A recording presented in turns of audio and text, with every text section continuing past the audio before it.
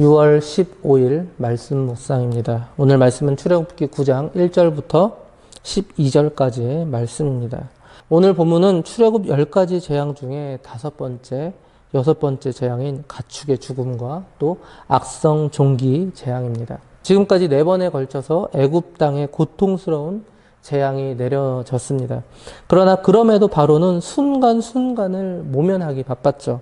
일시적으로만 굴복하는 그런 모습을 보여줬을 뿐 끝내 그의 완악함은 수그러지지 않았습니다. 따라서 하나님은 오늘 본문부터 내려지는 그 재앙의 강도를 다르게 하셨습니다. 이전까지는 생활하는데 조금 불편한 정도의 그런 재앙이었죠.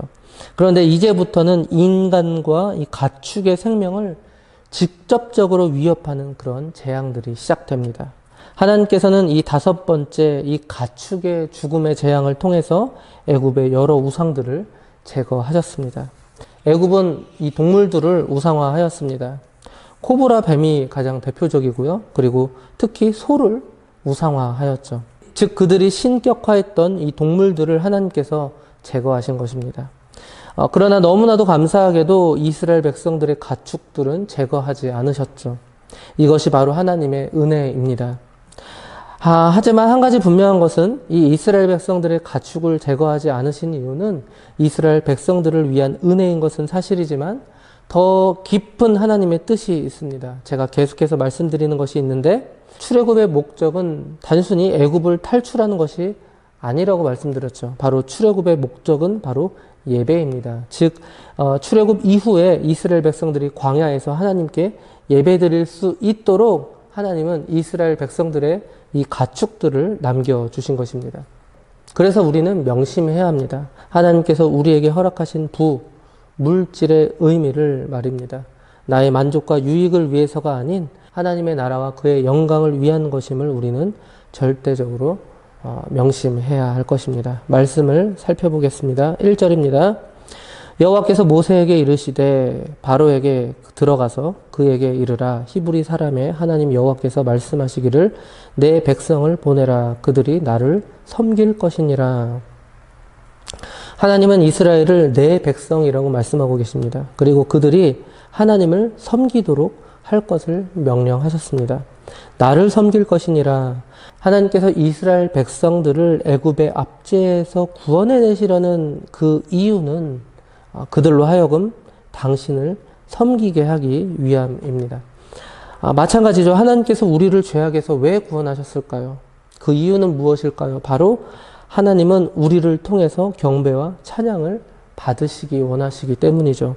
오늘도 하나님께만 영광을 올려드리는 우리 장자 가족들 되시기 바랍니다. 2절과 3절입니다.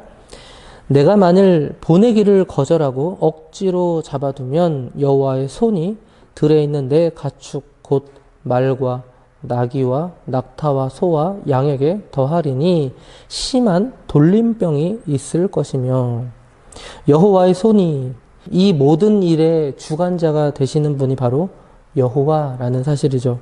지금 하나님께서 능동적으로 이 모든 일에 간섭하고 계시는 그런 모습입니다. 여호와의 손이 하십니다. 그래서 그 누구도 막을 수가 없는 것입니다. 하나님께서는 애굽의 가축들을 제거하셨습니다. 집에서 기르는 동물뿐만 아니라 전쟁에서 사용되는 말, 그리고 단거리 수송용 혹은 경장용으로 사용되었던 나귀, 또 장거리 수송용으로 사용되었던 낙타까지 모두 다 제거하실 것입니다. 즉 애굽의 군사, 경제, 교통의 모든 것에 치명타를 입히실 것입니다. 심한 돌림병, 이 질병이 얼마나 심했는지는 단 하루 만에 애굽의 모든 가축이 죽을 정도였다라는 사실을 통해서 우리는 알 수 있죠. 이전까지의 재앙은 단순히 사람 또는 짐승을 일시적으로 괴롭히는 정도에서 끝났지만 그러나 이 5번째 재앙부터는 생명과 직결되는 문제였습니다.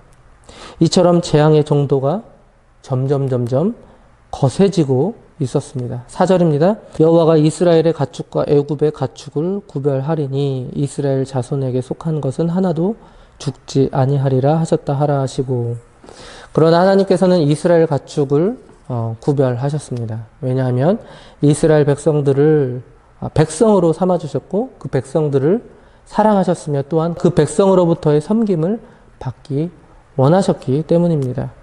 5절입니다. 여호와께서 기한을 정하여 이르시되 여호와가 내일 이 땅에서 이 일을 행하리라 하시더니 가끔 애굽에서도 돌림병이 돌기는 했습니다. 그러나 이번에는 하나님께서 직접 하신 것입니다. 그것을 명확하게 드러내시기 위해서 하나님은 당장 내일까지임을 확실하게 정해두고 계신 것이죠. 하나님의 심판임을 분명하게 깨닫게 하시기 위해서였습니다. 내일까지였습니다. 하나님께서 정하신 기간은 단 하루였습니다. 하나님은 때때로 인간이 조급하게 여기는 것을 늦추기도 하십니다. 하지만 매우 급박하게 이를 전개하실 때도 계십니다. 그래서 우리는 늘 깨어 있어야 합니다. 이 점을 우리는 절대로 명심해야 할 것입니다. 6절입니다. 이튿날에 여호와께서 이 일을 행하시니 애굽의 모든 가축은 죽었으나 이스라엘 자손의 가축은 하나도 죽지 아니한지라.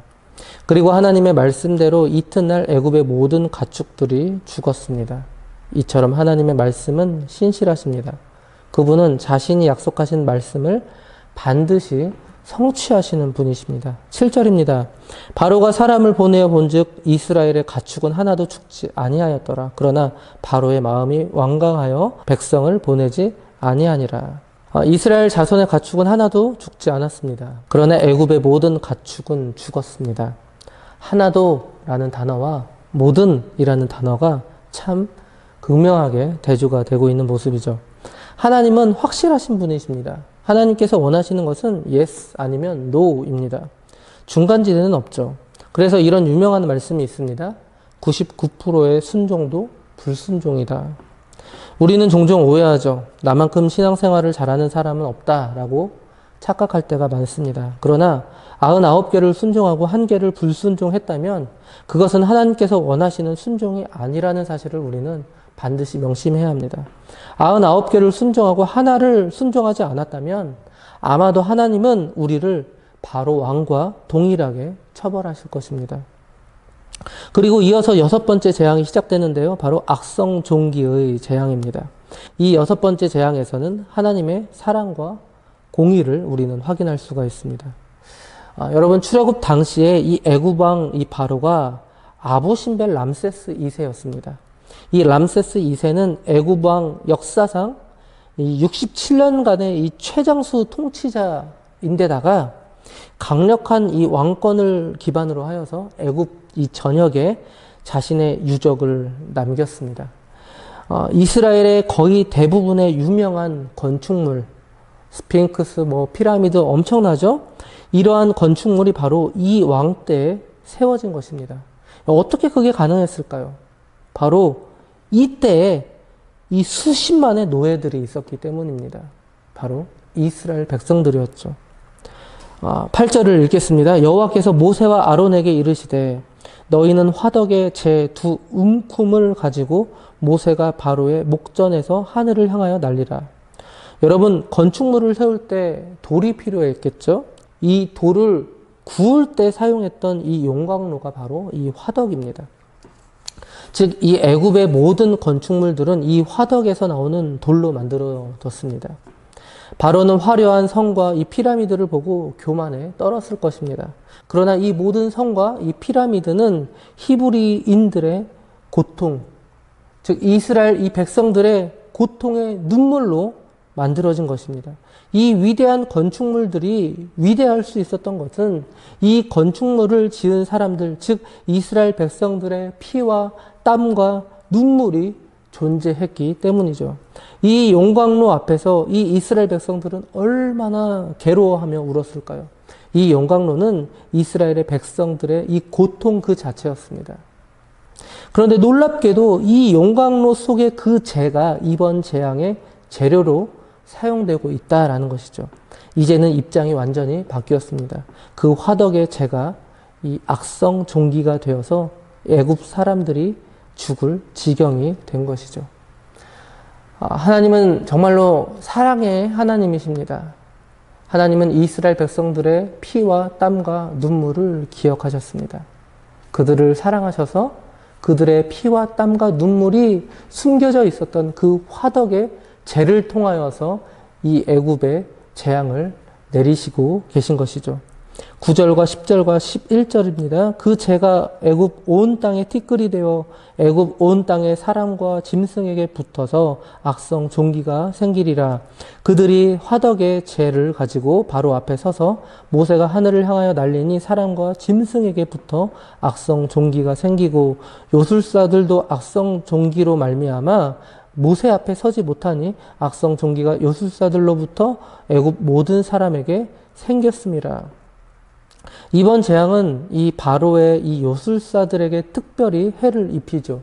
그동안 하나님의 능력을 흉내내었고 또 저울질하였던 이 바로의 요술사들로부터 이 재앙이 시작된다라는 것입니다. 여기에는 매우 깊은 의미가 담겨 있는데요. 즉 하나님께서는 대적하는 자는 물론이거니와 이에 협력하는 자들까지도 하나님께서는 그냥 지나치지 않으신다라는 것입니다. 이번 재앙은 오늘날 우리 성도들에게 분명한 메시지를 안겨줍니다. 우리는 절대로 악의 무리와 함께 하지 않아야 합니다. 데살로니가 전서 5장 21절 22절을 보시면 범사에 헤아려 좋은 것을 취하고 악은 어떤 모양이라도 버리라 이렇게 말씀합니다. 우리는 무조건 좋은 것을 취해야 합니다. 분별함을 통하여서 좋은 것만을 받아들이는 동시에 악은 철저하게 배격해야 합니다. 이는 명령입니다. 모든 악함은 그 자체를 철저하게 버리라고 하나님께서는 분명히 말씀하고 계십니다. 말씀을 마무리하겠습니다. 오늘 말씀을 통해서 깨닫는 것은 정말로 신앙에는 회색지대가 존재하지 않는구나인 것 같습니다. 신앙을 색으로 표현한다면 검은색 또는 흰색입니다. 검은색 또는 흰색만이 존재할 뿐입니다. 하나님은 우리에게서 100%의 순종을 원하십니다. 그래서 우리는 늘 깨어 있어야 합니다. 늘 현실에 안주해서는 안 됩니다. 우리는 반드시 무조건 좋은 것만을 취해야 할 줄로 믿습니다. 모든 악함을 철저하게 멀리하고 오직 하나님의 말씀에 100% 순종하기 위해서 날마다 최선의 노력을 가해야 할 줄로 믿습니다. 그래서 오늘 하루도 승리하시기 바랍니다. 오늘 하루도 승리의 나팔을 부시는 저와 우리 장자 가족들 되시기 바랍니다.